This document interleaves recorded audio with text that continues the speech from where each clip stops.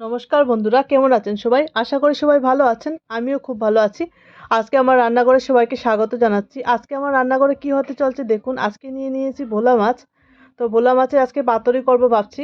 আর পাতাও নিয়ে নিয়েছি, কলা পাতা নিয়ে নিয়েছি পাতুরির জন্য। আর এখানে আমার রয়েছে পেঁয়াজ, রসুন আর লঙ্কা বাটা। খুবই সামান্য উপকরণ দিয়ে তৈরি হয়ে যায় এটা। আর হলুদ আর নুন। এই যে সামগ্রী দিয়ে ভালো করে মাখিয়ে নিয়েছি। ভালো করে মাখিয়ে তারপর পাতাটাকে একটু গরম বসিয়ে দিয়েছিলাম তাওয়াতে। আমি তাওয়াতে করে বানাচ্ছি, আপনারা কড়াতেও বানাতে পারেন।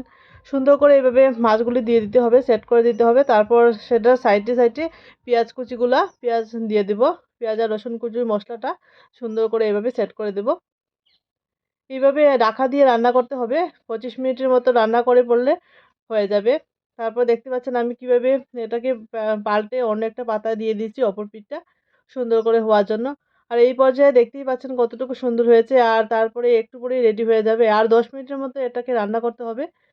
আর 10 মিনিট পর এই যে তুলে নিলাম একটা প্লেটের মধ্যে। আজকে আমার পাতুরি, ভোলা মাছের পাতুরি, খুবই সুস্বাদু পাতুরি রেডি হয়ে গেল। আমি পরিবেশন করে দিয়েছি আমার টেবিলে। এটা গরম ভাতের সাথে খেতে দুর্দান্ত লাগে এই রেসিপিটা। এরকম একটা রেসিপি থাকলে সত্যি বহুত অনেক জমে যায়। আর খুবই টেস্টি একটা রেসিপি, খুবই ইউনিক। আর ভোলা মাছের অনেক রকমের রেসিপি খেয়ে থাকি, কিন্তু সবথেকে ফেভারিট হলো এই রেসিপিটা। আমার কাছে তো খুবই ভালো লাগে।